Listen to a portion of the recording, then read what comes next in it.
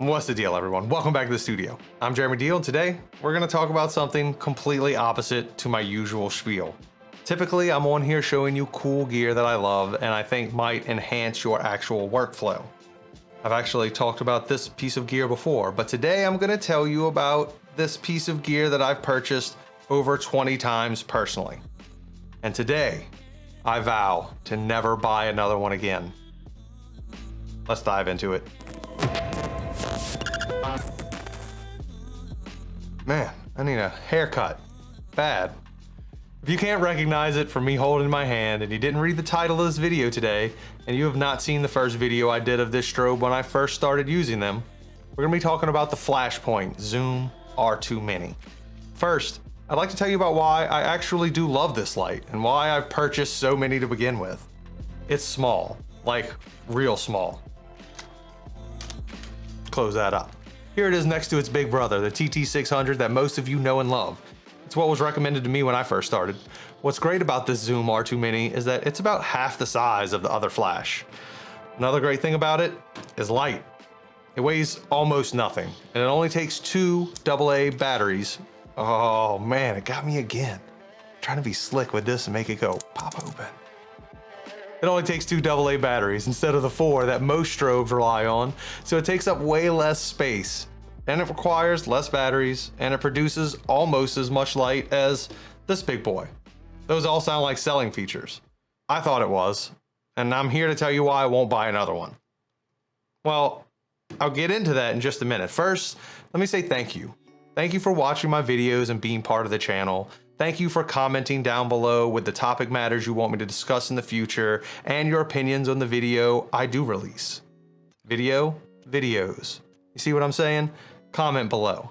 Thanks to everyone who's a part of my members program that not only help me keep this channel running full steam, but also allows me to put out videos that won't quite make the standard on YouTube.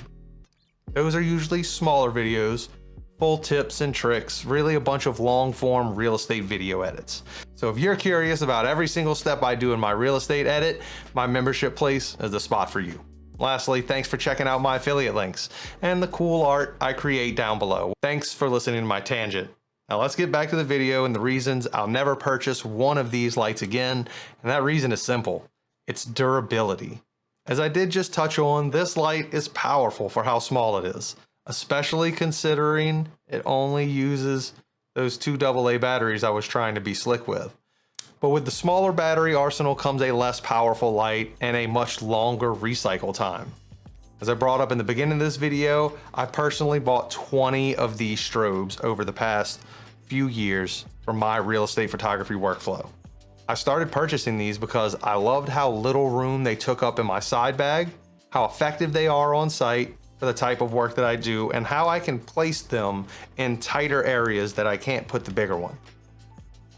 Now its bigger brother, the TT600, it does a better job for sure and produces an extra stop of light which is much more useful on many more occasions.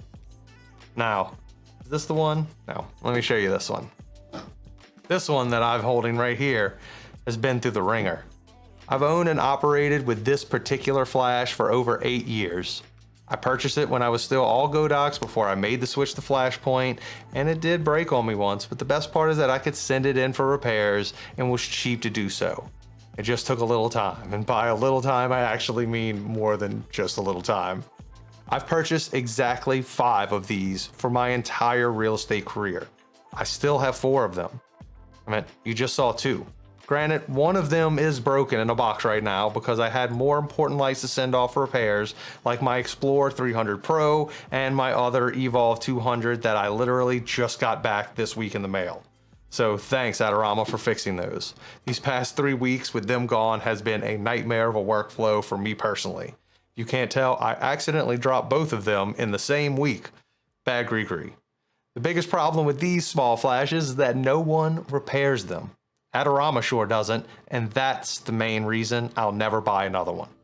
As I mentioned before, I go through these things like hotcakes. Not only do I find their durability to be lackluster compared to its bigger brothers, I've also noticed that the front lens element seems to get absolutely destroyed by its own light source. This basically renders these units only usable after about 4 months of steady use like I use them on site.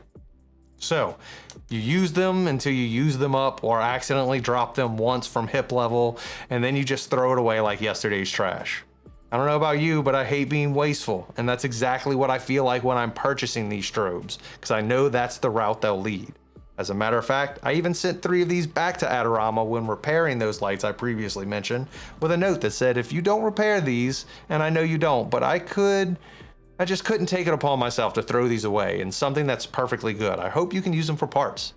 I got a message back stating that they don't repair them, which I already knew, and then they asked if I'd like to have it shipped back to me or just throw them away. I told them just throw them away, and honestly, I still kind of feel bad about it today. That is my absolute biggest problem.